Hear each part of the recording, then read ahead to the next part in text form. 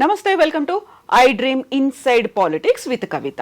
BJP లీడర్లు ఇస్లామోఫోబియాతో బాధపడుతున్నారు, భయపడుతున్నారని Owaisi brothers ఎందుకు అంటున్నారు?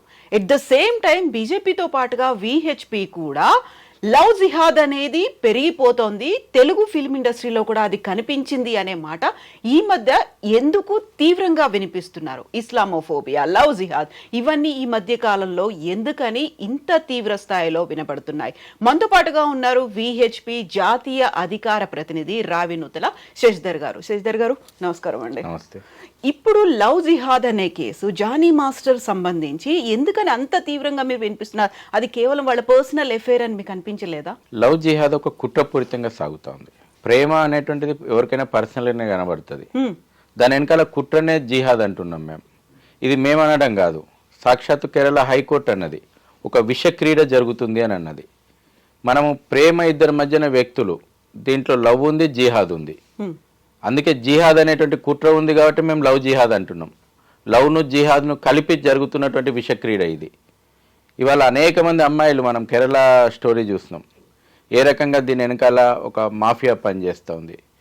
ఓపెన్గా ముల్లాలు మౌల్వీలు బహిరంగంగా వచ్చేసేసి మీరు కులాల వారిగా రేట్లు ప్రకటించారు. ఈ కులం అమ్మాయిని మీరు ట్రాప్ చేస్తే మేము గిఫ్ట్ ఇస్తాము, ఈ కులం అమ్మాయిని ట్రాప్ చేస్తే ఇంత గిఫ్ట్ ఇస్తాము. వాళ్ళకి ప్యాకెట్ మనీ ఇస్తున్నారు, కాలేజ్ అడ్డాలలో వాళ్ళను తోలుతా ఉన్నారు. వాళ్ళని ఏదో ఒక రకమైనటువంటి బలహీనతలు, వాళ్ళ డ్రగ్ జిహాద్ నడుస్తుంది హైదరాబాద్ లోపల. ఎంతమంది అమ్మాయిలు వాళ్ళ ఆ డ్రగ్స్కు బానిసగా చేసి వాళ్ళను రకరకాలైనటువంటి వేధింపులకు గురి చేసి వాళ్ళ జీవితాలతో ఆటలు ఆడుకుంటా ఉన్నారు. మీరు ఒక వాస్తవం ఇవాళ మీరు గూగుల్లో కొట్టి చూడండి, 30,000 మంది అమ్మాయిలు వాళ్ళ హైదరాబాద్లో తెలంగాణలో మిస్సింగ్ ఉన్నారు. ఎక్కడ పోయినారు వాళ్ళంతా? ఎక్కడ పోయినరు? వాళ్ళంతా హిందూ. లవ్ జిహాద్ కు గురైనటువంటి వాళ్ళందరూ కూడా. మీరు చెప్పిన మాట హైదరాబాద్ లో 30,000 అంటే 30,000 మంది హిందువులేనా? అమ్మాయిలందరూ హిందువులే.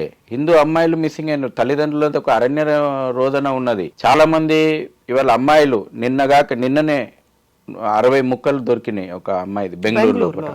ఇప్పుడు మీరు చెప్పిన దాని వెనకాల కుట్ర ఏంది? నిజంగా ప్రేమ ఉంటే ప్రేమించినటువంటి వ్యక్తిని ముక్కలు చేసి ఫ్రిడ్జ్లలో పెడతారండి? తర్వాత పేర్లు మార్చుకొని హిందూ పేర్లు పెట్టుకొని హిందువులుగా పరిచయం అయ్యి అమ్మాయిలను ట్రాప్ చేసి తర్వాత మతం మారమని వేధించినటువంటి కేసులు ఎన్ని వెలుగు చూడలేదు? స్వయంగా బాధిత మహిళలు ముందుకొచ్చి చెప్తున్నారు కదా. అనేక కేసులను పరిశీలించిన తర్వాత కదా కేరళ హైకోర్టు ఇదొక విషక్రీడ అని చెప్పి సంబోధించింది.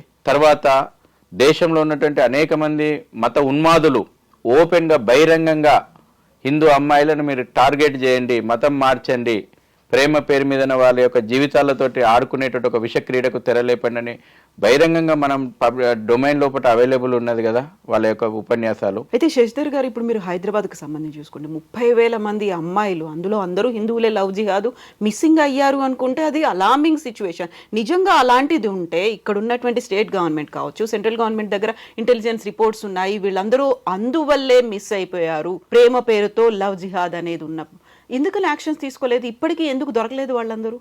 మేము డిమాండ్ చేస్తున్నాం. మీరు ఒక ఆశ్చర్యకరమైనటువంటి విషయం చెప్తా. కరోనా లాక్డౌన్ టైం లోపల హైకోర్టు అడిగింది రాష్ట్ర ప్రభుత్వాన్ని, ఈ మిస్సింగ్ కేసుల విషయం లోపల మీరు ఏ రకమైనటువంటి చర్యలు తీసుకున్నారని. ఇప్పటివరకు సమాధానం లేదు. ఎందుకంటే ఒక్కోసారి తల్లిదండ్రులకు తెలుసు తన పిల్ల ఎక్కడుంది, వేధింపులకు గురైతే ఏదో ఒక ఆకర్షణతోటి ప్రేమ అనేటువంటి ఒక ఏం చేస్తున్నారో తెలియదు. ఆ ఏజ్ గ్రూప్ అటువంటిది. పోయిన తర్వాత అక్కడ వాస్తవ విషయాలు తెలిసిన తర్వాత అక్కడ వేధింపులకు గురైతుంటే కూడా అక్కడి నుంచి ఏదో ఒక ఫోన్ నెంబర్ తోటి ఎక్కడో ఒక దగ్గర ఇన్ఫర్మేషన్ తల్లిదండ్రులకు ఇస్తే తల్లిదండ్రులు పోలీస్ స్టేషన్లకు పోయి, ఇగో మా అమ్మాయి పలానా ఏరియాలు ఉందంట, అమ్మాయి ఇబ్బంది పడుతుందట, మీరు మా అమ్మాయిని రక్షించండి అంటే కూడా పోయి ముట్టుకున్న పాపాన పోతలేరు. ఎందుకంటే మతపరమైనటువంటి విద్వేషాలు వస్తాయంటారు. అంటే అమ్మాయిల జీవితాలతో ఆ రకమైనటువంటి విషక్రీడ జరుగుతూ ఉంటే ఎందుకు సరైనటువంటి చర్యలు తీసుకుంటలేరు? ఇండస్ట్రీ మీరు అన్నారు, ఫిలిం ఇండస్ట్రీ ఈ రకమైనటువంటి ఒక విషక్రీడను ప్రోత్సహిస్తుందా అని అనిపిస్తుంది ఓసారి. అనేక ఎగ్జాంపుల్స్ ఉన్నాయి మనకు, టాలీవుడ్లో కానీ బాలీవుడ్లో కానీ. అనేక మంది జీవితాలు బయటకు వచ్చి ఒక సెలబ్రిటీగా ఉన్నటువంటి వాళ్ళు కూడా లవ్ జిహాద్ బారిన పడేసేసి ఏ రకమైనటువంటి ఇబ్బందులు పడ్డరో కూడా చరిత్ర ఉంది.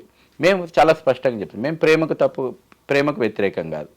కానీ ప్రేమ ముసుగు లోపట ఏదైతే జిహాద్ నడుస్తూ ఉందో, ఇది ఒక రకమైనటువంటి ఒక మత యుద్ధం నడుస్తూ ఉందో, భారత్ను దారుల్ ఇస్లాం చేయాలనేటువంటి ఒక కుట్ర నడుస్తూ ఉందో, అనేక జిహాదులు నడుస్తూ ఉన్నాయి. వాళ్ళ ల్యాండ్ జిహాద్ నడుస్తూ ఉంది, లవ్ జిహాద్ నడుస్తూ ఉంది, ఎకనామిక్ జిహాద్ నడుస్తుంది, కల్చరల్ జిహాద్ నడుస్తూ ఉంది. అనేక రకాలైనటువంటి జిహాద్లు ఇవాళ ఈ దేశం లోపల నడుస్తూ ఉన్నాయి. మొన్న మనం చూస్తున్నాం ట్రైన్ జిహాదు, పట్టాల మీద చూస్తున్నాం మనం ఏ రకంగా రైళ్లను పట్టాలు తప్పించి ప్రజల యొక్క ప్రాణాలతోటి చెలగాటమాడాలని. హలాల్ జిహాద్ నడుస్తూ ఉంది. హలాల్ పేరు మీద ప్యాలెల్ ఒక ఎకానమీని సృష్టించుకుంటా ఉన్నారు. తర్వాత పాపులేషన్ జిహాద్ నడుస్తూ ఉంది. జనసంఖ్యను పెంచుకోవడం ద్వారా దేశం యొక్క డెమోగ్రఫీ చేంజ్ చేయాలనేటువంటి ఒక కుట్ర జరుగుతోంది. ఇవన్నీ మేము ఆరోపిస్తుంది కాదు.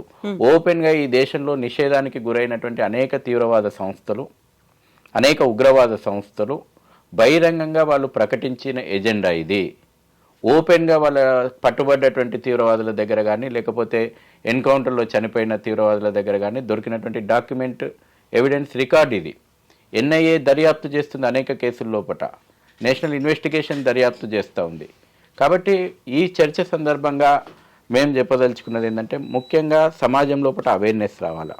ఈ విషక్రీడ ఏదైతే ఉందో ఇది యొక్క భారతీయ సంస్కృతి మీద కానీ, అమ్మాయిల జీవితాల మీద కానీ జరుగుతున్నటువంటి ఈ విషక్రీడ విషయం లోపల తప్పకుండా అవేర్నెస్ రావాల్సినటువంటి అవసరం ఉంది.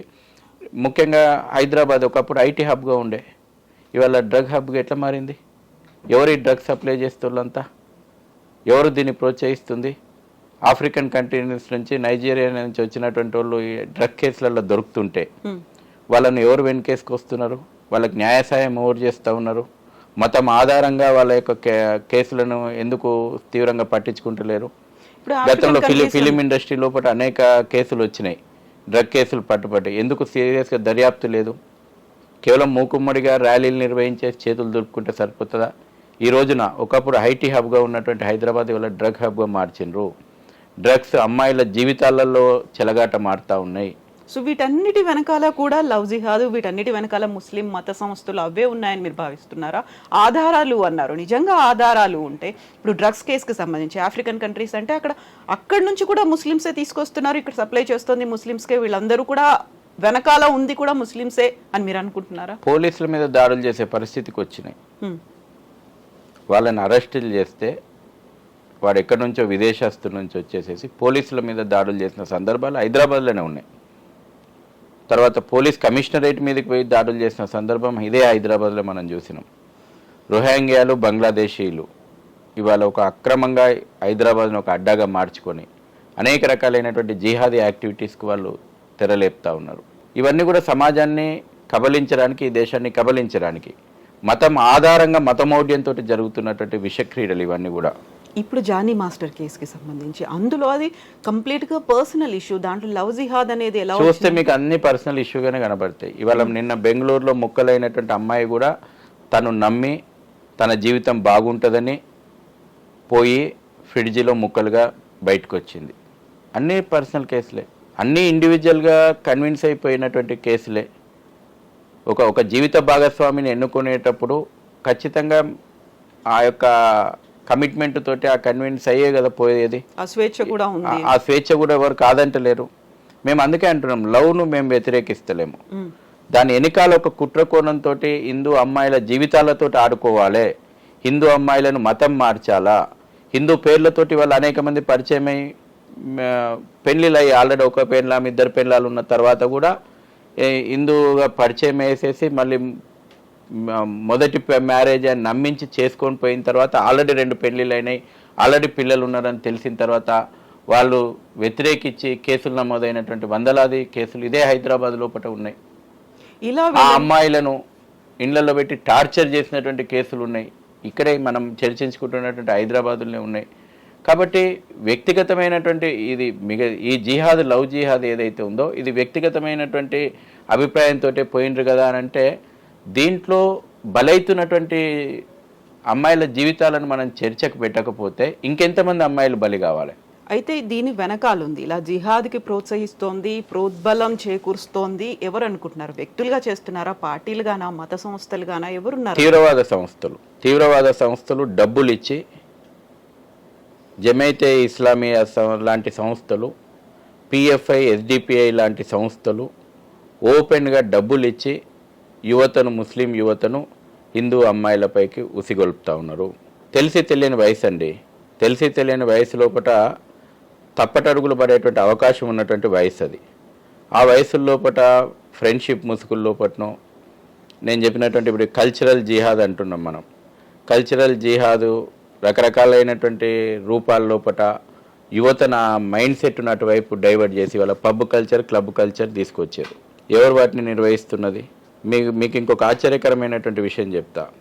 మెహందీ సెంటర్ల నుంచి కూడా పోయేసేసి అమ్మాయిలు, బ్యూటీ పార్లర్ సెంటర్ల దగ్గరికి పోయినటువంటి అమ్మాయిలలో కూడా లవ్ జిహాద్ బారిన పడేటువంటి వందలాది కేసులు ఇదే హైదరాబాద్ లోపల ఉన్నాయి. వాళ్ళకు మాయమాటలు చెప్పి, వాళ్ళు తినేటువంటి పదార్థాల లోపల డ్రగ్స్ కలిపి, వాళ్ళను డ్రగ్స్కు బానిసలుగా చేసి, వాళ్ళను నగ్నంగా వాళ్ళ ఫొటోస్, వీడియోస్ చిత్రీకరించి ఆ మత్తులో ఉన్నప్పుడు వాళ్ళను బ్లాక్మెయిల్ చేసి వాళ్ళ జీవితాలతో ఆటలు ఆడుకుంటుంటే బయటికి చెప్పుకోలేక, సమాజం ముందు దోషిగా నిలబడలేక, తల్లిదండ్రుల ముందర తెలిస్తే తల్లిదండ్రులు ఏమవుతారో అనేటువంటి ఆవేదన చెంది సూసైడ్ చేసుకున్నటువంటి అమ్మాయిలు కేసులు రిజిస్టర్ కానీ వేల కేసులు ఉన్నాయి.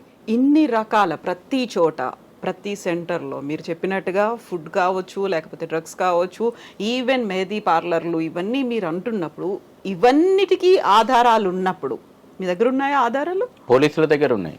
సో మరి ఎందుకని చర్యలు కేసులు రిజిస్టర్ అయినాయి?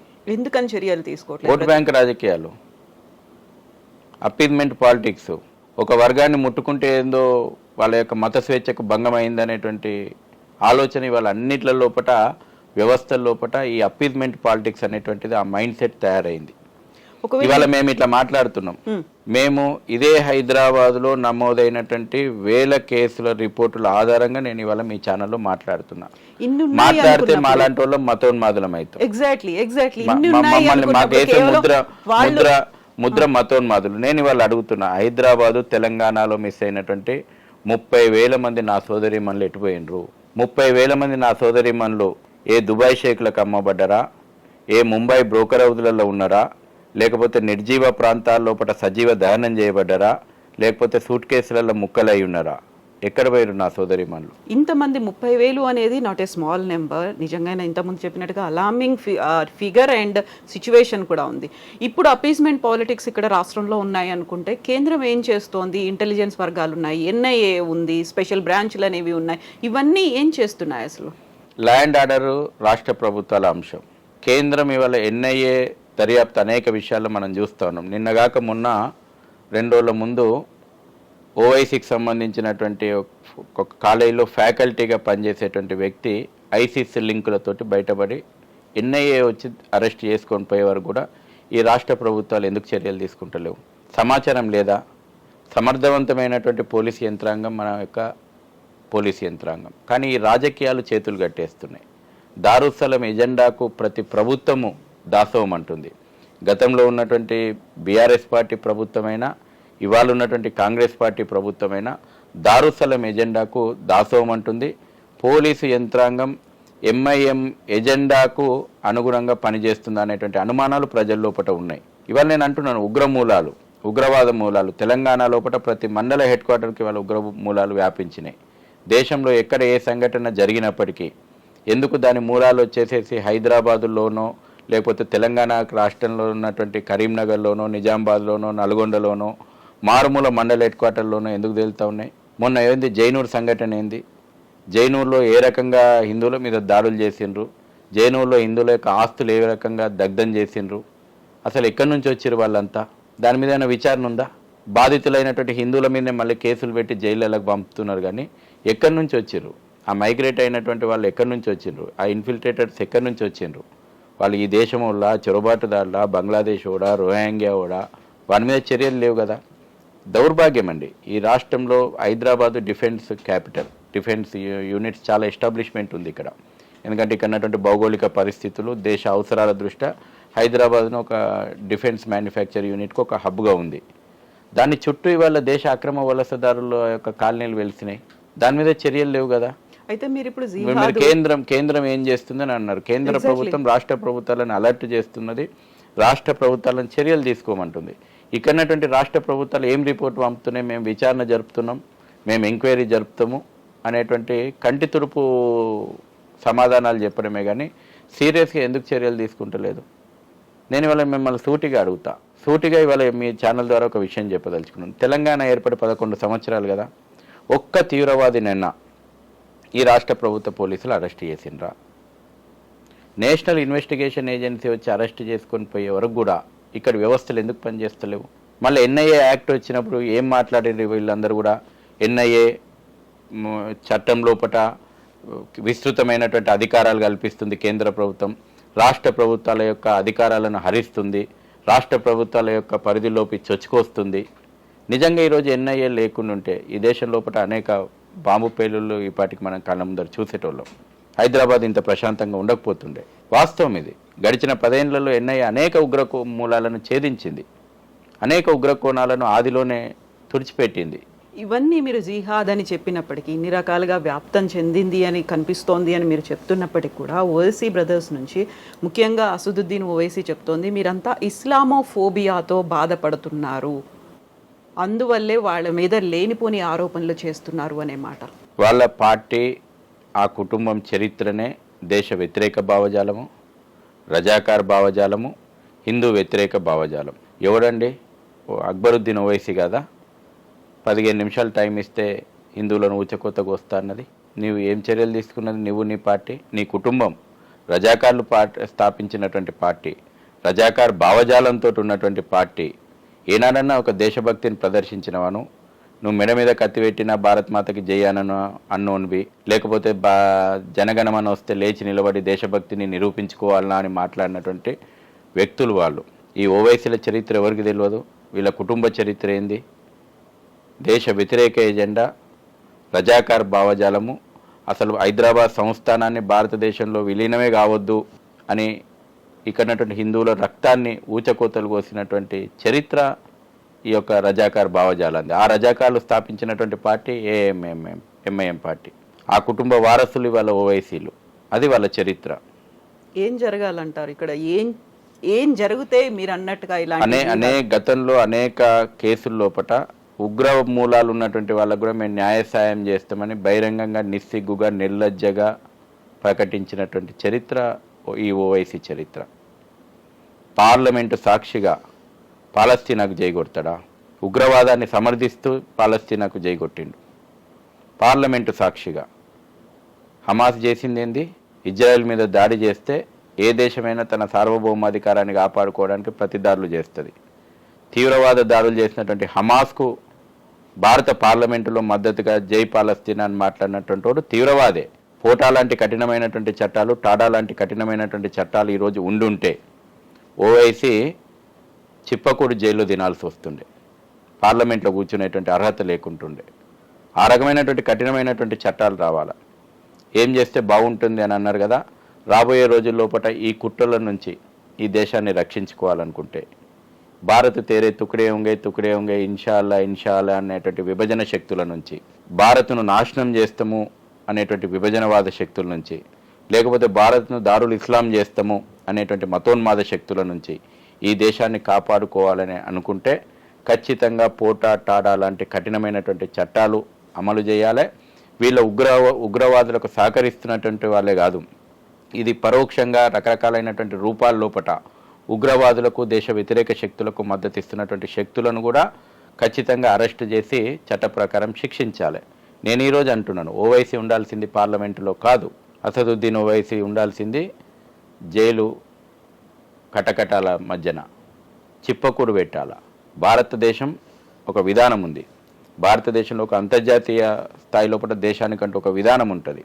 నువ్వు పార్లమెంటు లోపల భారత ప్రతిష్టను తీసినావు. నువ్వు తీవ్రవాదం మీద వ్యతిరేకమైనటువంటి పోరాటం లోపల భారత నాయకత్వాన్ని వాళ్ళ ప్రపంచం కోరుకుంటుంది. అమెరికా లాంటి దేశాలు, రష్యా లాంటి అగ్రగామి దేశాలుగా చెప్పుకుంటున్నటువంటి వాళ్ళు కూడా ప్రపంచ శాంతి కేవలం భారత నాయకత్వంలో మాత్రమే సాధ్యమని చెప్తా ఉంది. ఇవాళ భారత యొక్క ప్రధానమంత్రి ఎక్కడికి పోయినా శాంతి సాధ్యం అంటే భారత నాయకత్వం ద్వారానే అవుతుంది. 2 దేశాలు యుద్ధం ఆపినాయండి. ఉక్రెయిన్ రష్యా యుద్ధం ఆపినాయి. ఇవాళ ఉక్రెయిన్ రష్యా యుద్ధాన్ని నివారించడానికి కేవలం భారత్ మాత్రమే ఆశగా ప్రపంచ దేశాలకు కనబడుతుంది. రాబోయే ప్రపంచంలో ఉన్నటువంటి అనేక సమస్యలకు భారత నాయకత్వం మాత్రమే పరిష్కారం చూపగలుగుతుంది అనేటువంటి ప్రపంచ దేశాలు ఒక పక్కన ఆశ పడుతూ ఉంటే, ఆ రకమైనటువంటి నాయకత్వం భారత్ వహించాలని కోరుకుంటుంటే, ఇక్కడ ఉన్నటువంటి ఈ ఓవైసీ ఈ అసదుద్దీన్ ఓవైసీ ఇవాళ ఈ బోగస్ ఓట్లతోటి గెలిచినటువంటి చరిత్ర వీళ్ళది. నిజంగా ఇవాళ ఆధార్కు అనుసంధానం చేస్తే బోగస్ ఓట్లను నివారించగలిగితే పారదర్శకమైనటువంటి ఎలక్షన్లు జరిపితే అసదుద్దీన్ ఓవైసీ వాళ్ళ ఎన్నిక కూడా కాదు. చూసినాం మనం హైదరాబాద్ లోపల అసెంబ్లీ ఎలక్షన్ లోపల ఎన్ని రకాలైనటువంటి గొడవలు జరిగినాయి, ఏ రకంగా మనకు రిగ్గింగ్ పాల్పడ్డారు, ఏ రకమైనటువంటి బోగస్ ఓట్లు నమోదైనాయి. నిజంగా ఒక పారదర్శకమైనటువంటి ఎన్నికలు కాగడితే ఇటువంటి దేశద్రోహులు వాళ్ళ పార్లమెంటుకు కూడా ఎన్నిక గారు, అసెంబ్లీలకు కూడా ఎన్నిక గారు. రాబోయే రోజుల్లో ఒక కఠినమైనటువంటి చట్టాలు తీసుకొని రావాలా. ఇవాళ భారతదేశ పరువు తీసేలాగా తీవ్రవాద సంస్థ హమాస్కు, పాలస్తీనాకు జయగొట్టినటువంటి వ్యక్తులు ఇవాళ భారత పార్లమెంటులో ఉండడానికి అనర్హులు. ఇప్పుడు శశిధర్ గారు, ఈ కార్యక్రమాలన్నీ చేయడంతో అమాయకమైనటువంటి హిందూ అమ్మాయిలు కావచ్చు, అమాయకులందరూ బలవుతున్నారు అనుకున్నప్పుడు ఇదే ఇష్యూ అనేది ముస్లింలో కూడా కనిపిస్తోంది కదా. అక్కడ కూడా అమాయకులు అనేవాళ్ళు బలైపోతున్నారు, లేకుంటే ఇలాంటి వాటి పట్ల అట్రాక్ట్ అవుతున్నారు, వాళ్ళని యూస్ చేసుకుంటున్నారు వెపన్స్గా అనుకుంటున్నప్పుడు రావాల్సినటువంటి మార్పు మీరన్నట్టుగా ఈ కఠినమైనటువంటి చట్టాలే కాదు, అక్కడ ఉన్నటువంటి సిచ్యువేషన్స్ అనేవి ఉన్నాయి. సామాజికంగా కావచ్చు, ఆర్థికంగా కావచ్చు, ఉన్నటువంటి సిచ్యువేషన్స్ మార్పు రావాలంటే ఏం జరగాలంటారు? ఇక్కడ బండి సంజయ్ గారు ఒక మాట అన్నారు, ఇలాంటివన్నీ జరగాలంటే తెలంగాణలో బీజేపీ ప్రభుత్వం రావాలని. కేవలం ప్రభుత్వం వస్తే సరిపోతుందా? అక్కడ జరగాల్సినటువంటి మార్పులు ఏమున్నాయంటారు? ఇదే ఎంఐఎం గుండాలు తస్లీమా నస్రీన్ను బషీర్బాగ్ ప్రెస్ క్లబ్ సాక్షిగా దాడి చేశారు. ఏం మాట్లాడింది ఆమె? ఏమి ఇస్లాంను వ్యతిరేకించలేదు. ఇస్లాంలో మహిళ యొక్క స్వేచ్ఛ గురించి మాట్లాడింది, ఇస్లాంలో మహిళల యొక్క అణిచివేత గురించి మాట్లాడింది, ఇస్లాంలో మహిళలకు కావాల్సినటువంటి హక్కులు సమానత్వం గురించి మాట్లాడింది. ఆమె మీద దాడి చేసింది ఎవరు? ఇదే ఎంఐఎం గుండాలు, ఎమ్మెల్యేలు. సాక్షాత్ ఎమ్మెల్యేలు పోయి బషీర్బాగ్ లోపల దాడి చేసి వచ్చిండ్రు. ఈరోజు వాస్తవం, అనేక మంది ముస్లిం మహిళలు కూడా బయటికి చెప్పుకోవట్లేదు, కానీ లోపట మదన పడుతూ ఉన్నారు. అనేక మంది చిన్నారులైనటువంటి ముస్లిం మహిళలు ఇవాళ దుబాయ్ షేకులకు నికా పేరు మీదన వాళ్ళకి పెళ్లిళ్ళు చేసేసి వాళ్ళ జీవితాలతో ఆడుకుంటున్నారు. దాని గురించి మరి ఎన్నడూ ఎంఐఎం ఎందుకు మాట్లాడదు?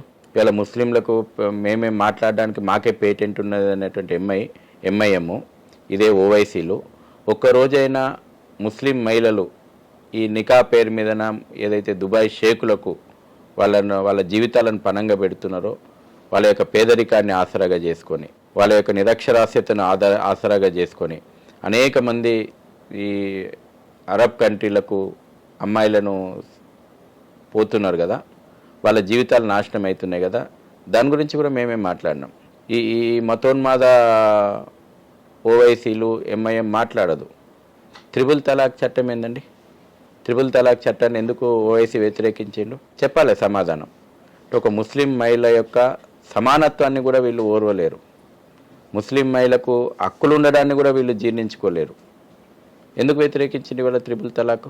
అంటే పురుషునికి విశేషమైనటువంటి అధికారాలు ఉండాలి, మహిళకు కనీసం ఒక సమానమైనటువంటి అధికారం కూడా ఉండకుండా రాత్రికి రాత్రి తలాక్ తలాక్ తలాక్ అనేది ఒక మహిళ జీవితం అన్యాయం అవుతుందని చెప్పి పార్లమెంటు లోపల నరేంద్ర మోడీ గారి ప్రభుత్వం ఒక చట్టాన్ని తీసుకొస్తే ఈ మతోన్మాదులు ఎందుకు వ్యతిరేకిస్తున్నారు?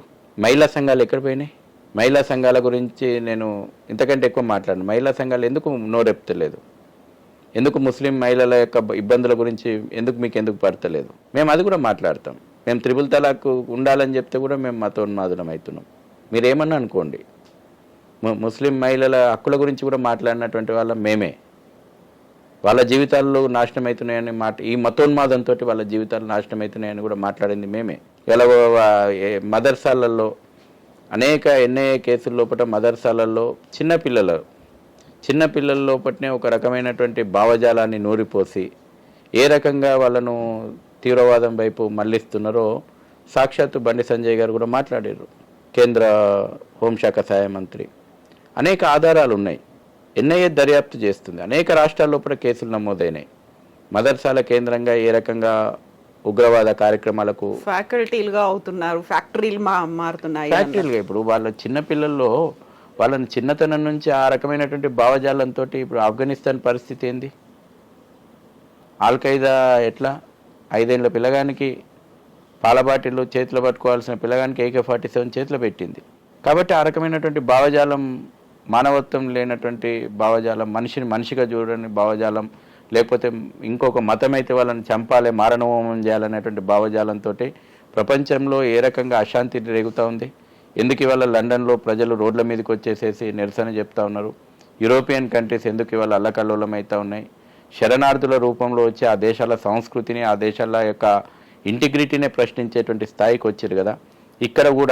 ఇక్కడ కూడా ఇవాళ హైదరాబాద్ లోపల తిష్ట వేసినటువంటి అక్రమ రోహింగ్యాలు, అక్రమ బంగ్లాదేశీ ముస్లింలు ఇక్కడ కూడా దాడులకు తెగబడతా ఉన్నారు. చొరబాటుదారులు అక్రమంగా ఎందుకు? వీళ్ళ రాజకీయ అండదండలు ఉన్నాయి, వాళ్ళకి ఏమైనా పోయి వాళ్ళేస్తున్నారు. ఎంఐఎం కార్పొరేటర్లు పోయి అండగా నిలుస్తూ ఉన్నారు, ఎమ్మెల్యేలు పోయి అండగా నిలుస్తూ ఉన్నారు. నేను ఇవాళ హైడ్రా కూల్చివేతలు చేస్తుంది. బాలాపూర్ లోపట, పాతపట్టణం లోపట, ఇదే ఫాతిమా కాలేజు, ఓవైసీలు ఆక్రమించినటువంటి చెరువుల లోపట అక్రమ విదేశీ చొరబాటుదారులు వచ్చేసి అక్రమ కాలనీలు వెళ్తున్నాయి. బంగ్లాదేశ్ పేరు మీద ఒక కాలనీ ఉంది, రోహింగ్యాలకు ఒక కాలనీ ఉంది, రోహింగ్యాకు ఒక యూట్యూబ్ ఛానల్ ఉంది హైదరాబాద్ లోపట, రోహింగ్యాలకు ఒక ఫుట్బాల్ టీం ఉంది హైదరాబాద్ లోపట. ఏం చేయాలనుకుంటున్నారు ఈ దేశాన్ని? ఈ హైడ్రాకి చెప్తా ఉన్నా, పోయి పాత పట్టణం లోపట ఆక్రమణలకు గురైనటువంటి చెరువులల్లో అక్రమంగా తిష్ట వేసినటువంటి విదేశీ చొరబాటుదారుల కాలనీలు వెళ్తున్నాయి. ఫస్ట్ బుల్డోజర్లు అటు పంపాలి. అటు పోనీ బుల్డోజర్లు, అక్కడ ఎందుకు పోతలేవు బుల్డోజర్లు? రాష్ట్ర ప్రభుత్వం ఎందుకు అటు పక్కన బుల్డోజర్లు పంపే ప్రయత్నం చేస్తలేదు? ఓటు బ్యాంక్ రాజకీయాలా? ఇన్ని ఉన్నాయి, ఇన్ని జరుగుతున్నాయి అనుకున్నప్పుడు ఆల్మోస్ట్ 4 దశాబ్దాలుగా ఎంఐఎం లేకుంటే అక్కడ ఉన్నటువంటి 7 అసెంబ్లీ సెగ్మెంట్లకు 7 ఎంఐఎంఏ గెలుచుకుంటూ వస్తుంది. అక్కడికి ఇంకెవరూ వెళ్ళడానికి లేదు. అంటే వాళ్ళకి అక్కడ మద్దతు కూడా ఉందనే కదా. మద్దతు ఎంత పర్సెంటేజ్ ఓటింగ్ నమోదవుతుంది? ఇక్కడ మీరు ఒక ఆసక్తికరమైనటువంటి చర్చకు తెరలేపారు. నిజంగా ఆ 7 ప్రాంతాలు ముస్లిం మెజారిటీ ప్రాంతాలు. ఖచ్చితంగా ముస్లింలందరూ ఓవైసీకి అండగా ఉన్నారా? నిజంగా ముస్లింలందరూ ఓవైసీకి అండగా ఉంటే మరి ఓటు ఎందుకు వచ్చేస్తలేరు? ఎలక్షన్ రోజున మధ్యాహ్నం వరకు 20%, 21% ఓటింగ్ ఎందుకు నమోదైంది? తర్వాత మధ్యాహ్నం తర్వాత కావాలని గొడవలు సృష్టించి మళ్ళీ రెచ్చగొట్టి మళ్ళీ ఓటింగ్ పెంచుకునేటువంటి ప్రయత్నం ఎందుకైంది? అయినప్పటికీ 40%కి మించి ఓటింగ్ కాలేదు కదా. మిగతా 60% మంది మరి ఎందుకు వచ్చి ఓటేస్తలేరు? నీకు అంత వ్యతిరేకత ఉంది. కాకపోతే ఇక్కడ ఉన్నటువంటి ప్రభుత్వాలు వాళ్ళకు ఎంఐఎం పార్టీకి కానీ ఓవైసీలకు కానీ ఎదురు తిరిగినటువంటి నాయకత్వం మీద ఆ గూండాగిరి దాడులు చేస్తుంటే రక్షణ కల్పించడం లోపల ప్రభుత్వాలు విఫలమవుతూ ఉన్నాయి. మీకు పడ్డటువంటి ఓట్లలో కూడా ఎన్ని బోగస్ ఓట్లు ఉన్నాయి, ఎన్ని బోగస్ ఓట్లతోటి మీరు గెలిచిండ్రు? మొత్తం టోటల్ బోగస్ ఓట్లతోటి ఇవాళ ఎంఐఎం గెలుస్తూ ఉంది. 5 లక్షల బోగస్ ఓట్లు ఉన్నాయని చెప్పి ఆధారాలతో సహా రాష్ట్ర ఎన్నికల సంఘానికి మేము ఫిర్యాదు చేపిస్తే చర్యలు ఎందుకు లేవు? తర్వాత హిందూ ఓటు బ్యాంక్ ఉన్నటువంటి బూతులలో రాత్రికి రాత్రి ఓటర్ లిస్టు కన్ఫ్యూజ్ ఎందుకు క్రియేట్ చేస్తూ ఉన్నారు? ఒక ప్రాక్టీస్గా మారింది. తర్వాత మీరు ఆ రోజు ఓటింగ్ రోజు చూస్తే మనకు అర్థమవుతుంది మీకు. మీరు అసలు ఆ విజువల్స్ ఉంటే వేయండి. పోలింగ్ రోజున Nampally railway station, Secunderabad railway station, లేకపోతే Kacheguda railway station, Imlibun bus station, లేదంటే ఎయిర్పోర్టు, ఎక్కడి నుంచి వచ్చి ఎక్కడ ఓట్లు వేసిపోయినరు? వీళ్ళు ఎక్కడో కర్ణాటకలో ఉన్నోని ఇక్కడ ఓటర్గా నమోదు చేస్తున్నారు, ఎక్కడో మహారాష్ట్రలో ఉన్నటువంటి వాళ్ళని ఇక్కడ ఓటర్గా నమోదు చేస్తూ ఉన్నారు. వాళ్ళకు డబ్బులు ఇచ్చి ట్రావెలింగ్ అలవెన్సెస్ ఇచ్చేసి వాళ్ళకు డబ్బులు ఇప్పించేసేసి వచ్చి ఇక్కడ పోలింగ్ రోజు ఓటు వేయించుకుంటా ఉన్నారు. వాటన్ని ఆధారాలతో సహా ఎలక్షన్ కమిషన్ ముందర పెట్టినాం, రాష్ట్ర ఎన్నికల సంఘం ముందర. చర్యలు లేవు. చర్యలు తీసుకోవాల్సింది ఎవరు? మళ్ళీ వీళ్ళు ఎంప్లాయీస్ అందరూ ఎవరు? GHMC employees. ఎగ్జాక్ట్లీ శశిధర్ గారు, ఇప్పుడు ఇవన్నీ అవుతున్నాయి అనుకున్నారు, అది కేవలం బీజేపీ బాధ్యతనో విహెచ్పి బాధ్యతనో కాదు కదా. అన్ని పార్టీలను కలుపుకొని వెళ్ళాలి. అక్కడ జరుగుతున్నటువంటి అవకతవకలు దశాబ్దాల తరబడి అవే అవుతున్నాయి అనుకున్నప్పుడు వేరే పార్టీలు ఎందుకని రెస్పాండ్ అవ్వట్లేదు? కేవలం బీజేపీ మాత్రమే నేను అక్కడ పోటీ చేస్తాను, లేకుంటే చార్మినార్ మీద జెండా ఎగరేస్తాం, ఇవే నినాదాలు ఎందుకు బీజేపీ దగ్గర నుంచి వస్తాయి? వాళ్ళు ఓపెన్ గా కారు స్టీరింగ్ ఎవరి చేతిలో పెట్టినా అన్నాడు కేసీఆర్. ఓవైసీ చేతిలో పెట్టిన కారు స్టీరింగ్ అని ఆయన చెప్పిండు, ఈయన ప్రకటించారు. ఇప్పుడు రేవంత్ రెడ్డి, అసదుద్దీన్ ఓవైసీ చేయి కలుపుకున్నారు. వాళ్ళు ప్రకటించుకోవడమే మేము గెలుస్తాము, మేము పోటీ చేస్తామని ప్రకటించుకుంటారా? మొత్తం ఈ రాష్ట్రం లోపల మేము పుట్టిందే తెలంగాణ గురించి పుట్టినాం, తెచ్చిందే మేము తెచ్చినామని ప్రకటించుకున్నటువంటి నాటి టీఆర్ఎస్ పార్టీ, బీఆర్ఎస్ పార్టీ 17కు 17 గెలుస్తామని మేము ఎందుకు ప్రకటించుకోలే? 16 గెలుస్తామంటే ఒకటి ఓవైసీకి వదిలిపెట్టారు. వాళ్ళ తమ్ముడు, వాళ్ళ బ్రదరు, వాళ్ళ సోదరుడు. ఇవాళ మరి కాంగ్రెస్ పార్టీ మొత్తం గెలుస్తామని చెప్పి హైదరాబాద్ను ఓవైసీకి ఎందుకు వదిలిపెట్టింది? లోపాయికారి ఒప్పందం వాళ్ళది, లోపాయికారి ఒప్పందం. రాష్ట్ర స్థాయి లోపల, కేంద్ర స్థాయి అదే లోపల ఒప్పందం ఎంఐఎం బీజేపీ మధ్య కూడా ఉంది అనేది కదా ఇప్పుడు కాంగ్రెస్ చేసే. ఎవరు పోరాడుతుంది? నేను బీజేపీ ప్రతినిధిని కాదు. Exactly. బట్ హిందుత్వ విషయం వచ్చినప్పుడు ఎవరు పోరాటం చేస్తుంది? అక్కడ మాత్రమే గెయిన్ కోసం ఎవరు స్ట్రీట్ ఫైట్ చేస్తుంది? ఎవరు జైళ్ళకి పోతుంది? ఎవరి మీద కేసులు నమోదవుతా ఉన్నాయి? నిజంగా రాత్రికి రాత్రి వచ్చేసి మొన్న రక్షాపురం లోపల ఎంఐఎం కార్పొరేటర్ల ప్రోద్బలం ఉందనేటువంటి ఆరోపణలు ఉన్నాయి. రాత్రికి రాత్రి వచ్చి అమ్మవారి విగ్రహాలను ధ్వంసం చేస్తే మేము పోయి నిలబడ్డాం కదా, ఏ ఒక్క రాజకీయ పార్టీ వాడు ఎందుకు వస్తలేడు? కుహానా సెక్యులరిజం అడ్డం వస్తూ ఉంది. ఖచ్చితంగా ఇవాళ వాళ్లకు ఆరోపణలు చేయడంలో వేరే ఆరోపణలు చేయలేక, నిజంగా ఇవాళ మేము పొత్తులు ఉన్నాము, మేము కలిసి పనిచేస్తామని ఎలక్షన్లు అయినాక ప్రకటించుకుంటున్న వాళ్ళు ఎవరు? ఇక్కడ అర్థమైతే లేదా? గతం లోపల ఎన్నికలప్పుడు ఫ్రెండ్లీ పోటీ అంటారు. ఫ్రెండ్లీ పోటీ ఏందండి? ఎన్నికలల్లా పోటీ చేస్తే బహిరంగంగా ఓపెన్గా విధానాలు ప్రకటించి పోటీ చేయాలా. ఫ్రెండ్లీ కాంటెస్ట్ అంటారు. ఫ్రెండ్లీ కాంటెస్ట్ ఏంది అంటే ఫ్రెండ్షిప్ ఉన్నదని వాళ్ళు ఒప్పుకుంటున్నారు కదా. మాకు ఎంఐ మధ్యన ఫ్రెండ్లీ కాంటెస్ట్ ఉంటుందని బీఆర్ఎస్ ఎంఐఎం అంటుంది, మాకు ఎంఐఎంకు ఫ్రెండ్లీ కాంటెస్ట్ ఉంటుందని కాంగ్రెస్ ఎంఐఎం అంటుంది. సీరియస్గా ఫైట్ చేస్తున్నది వాళ్ళ బీజేపీ అయినప్పటికీ హిందుత్వ ఫోర్సెస్ సీరియస్గా ఫైట్ చేస్తున్నారు. మొన్న ఎంపీ అభ్యర్థి మాధవిలత గారు చాలా సీరియస్గా ఫైట్ చేసిండ్రు. ఈ రోజున గల్లీ తిరుగుతూ ఉన్నారు. సీరియస్ ఫైట్ అయినప్పటికీ కూడా అది కేవలం ముస్లింలు హిందుత్వం దీని మధ్య జరుగుతున్నటువంటి పోరాటం. ఇది హిందూ ముస్లిం పోరాటంగా నేను భావించాను. ఇది దేశభక్తులకు, జాతి వ్యతిరేకులకు, భావజాలానికి మధ్య జరుగుతున్న పోరాటం. ఇది భారత్ జాతీయ భావజాలానికి, రజాకార్ భావజాలానికి మధ్య జరుగుతున్నటువంటి పోరాటం. దీన్ని నేను హిందూ ముస్లింగా ఈరోజు చూడను, మా సంస్థలు కూడా చూడవు. ఈ రోజున జాతి వ్యతిరేక శక్తులు, దేశ వ్యతిరేక శక్తులు, హిందుత్వాన్ని, ధర్మాన్ని వ్యతిరేకించినటువంటి, జాతిని వ్యతిరేకించేటువంటి శక్తులు ఎవరైతే ఉన్నాయో ఆ భావజాలానికి, దేశభక్తి భావజాలానికి మధ్య జరుగుతున్నటువంటి పోరాటం ఇది. దీన్ని హిందూ ముస్లిం అని ఎవరు మాట్లాడతారంటే వాళ్ళు, ఎంఐఎం మాట్లాడుతుంది. ఇప్పుడు మీరన్న జిహాద్ అనేది ఏదైతే మనం స్టార్ట్ చేసామో ఆ జిహాద్కి సంబంధించి ఎంతైతే మీరు ఈ అమ్మాయిలకు, హిందువులకి సంబంధించి చేస్తున్నారో అవేర్నెస్, ఇదే అవేర్నెస్ అక్కడ ఉన్నటువంటి అమాయకులకు కూడా చేయాల్సినటువంటి అవసరం ఉంది. ఆ క్లచెస్లో ఇరుక్కోకుండా ఉండాలి అంటే ఆ ప్రయత్నం కూడా విహెచ్పి లేకుంటే బీజేపీ చేస్తుందా? రాష్ట్రీయ ముస్లిం మంచి ఒకటి ఉన్నది, ఆ యొక్క ప్రయత్నం వాళ్ళు చేస్తూ ఉన్నారు.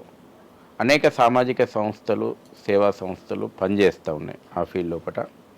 బట్ ఇక్కడ నేను చెప్పాలనుకుంటున్నది అంటే పొద్దస్తమానం మహిళా హక్కుల గురించి మాట్లాడేటువంటి వాళ్ళు, మహిళా నేతలుగా చెలామణి అవుతున్నటువంటి వాళ్ళు, టీవీల ముందర కూర్చొని హిందుత్వాన్ని వ్యతిరేకించడానికి మాత్రం మహిళా సంఘం ముసుగేసుకొని వచ్చేటువంటి వాళ్ళు మాట్లాడండి. మీరు మాట్లాడడాన్ని మేము వ్యతిరేకిస్తలేం. మా గొప్పతనం ఏంటంటే హిందుత్వం గొప్పతనం, మా గొప్పతనం కూడా. విమర్శను కూడా మేము స్వాగతిస్తాం. సంస్కరణలకు ఎప్పుడు మేము సిద్ధమే. చెడు ఉంటే తొలగించుకోవడానికి, సంస్కరించుకోవడానికి ఎప్పుడు కూడా ముందుండేటువంటిది, సిద్ధపడేది సనాతనమైన ధర్మమే. అందుకే కాలక్రమం లోపల అనేక పరీక్షలకు నిలబడింది, నిత్యం ప్రవహించే గంగలాగా ఉంది. వచ్చిన చెడు ఈ ధర్మంలో ఉన్నది కాదు, కాలక్రమంలో ఎవరో కొంత వ్యక్తుల కారణంగా చొప్పించబడ్డటువంటి చెడు మళ్ళీ సంఘ సంస్కృతుల కారణంగా రూపుమాపబడ్డది. కానీ ఈరోజు కూడా సంస్కరణలకు సిద్ధపడినటువంటి వాళ్ళు ఎవరు? కనీసం చర్చకు సిద్ధమా? నేను ఇవాళ ఓపెన్గా అంటున్నాను, ఒక ఫోరం మీద సనాతనమైనటువంటి ధర్మం గురించి, లేకపోతే ఇస్లాం గురించి, క్రైస్తవం గురించి, ఆ యొక్క గ్రంథాల్లో ఉన్నటువంటి విషయాల గురించి చర్చకు ఎందుకు సిద్ధంగా లేరు? ఎందుకు ఒక మాట మాట్లాడితే ఎందుకు ఇవాళ సర్ తన్సే జుడే అనేటువంటి నినాదాలు ఎందుకు వస్తున్నాయి? మీరు చర్చకు సిద్ధంగా లేరు. ఇవాళ ముస్లిం మహిళల గురించి చర్చ పెడదామా? మేము రెడీ ఉన్నాం వచ్చి మాట్లాడుతుంది. ముస్లిం మహిళల యొక్క హక్కులు ఏ విధంగా హరించబడుతూ ఉన్నాయి, ముస్లిం మహిళ ఏ విధంగా ఒక మనిషిగా, కనీసం ఒక మనిషిగా కూడా పరిగణించబడతలేదు, ముస్లిం మహిళల యొక్క జీవితాలు ఏ విధంగా నాశనం అవుతూ ఉన్నాయి. చర్చకు సిద్ధమా? బహిరంగ చర్చకు సిద్ధమా?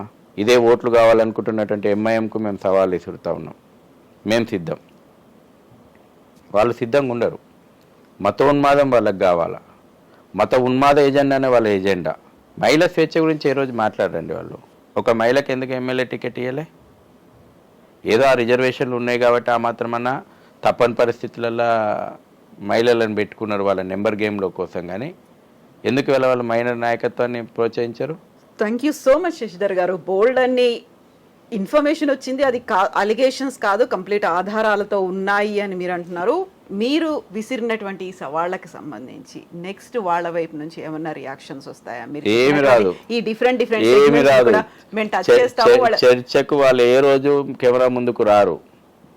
ఏమనంటే మా మత విశ్వాసాలు మా మతాల లోపల జొరబడొద్దు అని అంటారు. ఏ రోజు చర్చకు రాలు వాళ్ళు. ఎందుకు ఓపెన్గా అంటున్నాను, పార్లమెంట్లో చర్చ జరిగింది. నువ్వు త్రిపుల్ తలాక్ని ఎందుకు వ్యతిరేకించినావు, ఎందుకు మాట్లాడలేవు వేసి? ముస్లిం మహిళ యొక్క స్వేచ్ఛ గురించి నీకు అవసరం లేదా? ఇవాళ నీ ఎజెండా ఏంది? త్రిపుల్ తలాక్ను గుడ్డిగా ఎందుకు వ్యతిరేకించడం? దాని కారణంగా నాశనమైనటువంటి జీవితాల గురించి నువ్వు ప్రాతినిధ్యం వహిస్తున్నాను గొప్ప చెప్పుకుంటున్నావు కదా. ఎంతమంది మరి ముస్లిం మహిళల యొక్క జీవితాలు నాశనమైనాయి? బహుశా ఆ విషయంలో మేమే ఎక్కువ మాట్లాడినాం అనిపిస్తుంది ఓసారి. Thank you so much Shashidhar గారు. మళ్ళీ మనం మాట్లాడుకుందాం ఆ తర్వాత వచ్చేటువంటి డెవలప్మెంట్స్ గురించి కూడా. థ్యాంక్ యూ సో మచ్ అండి.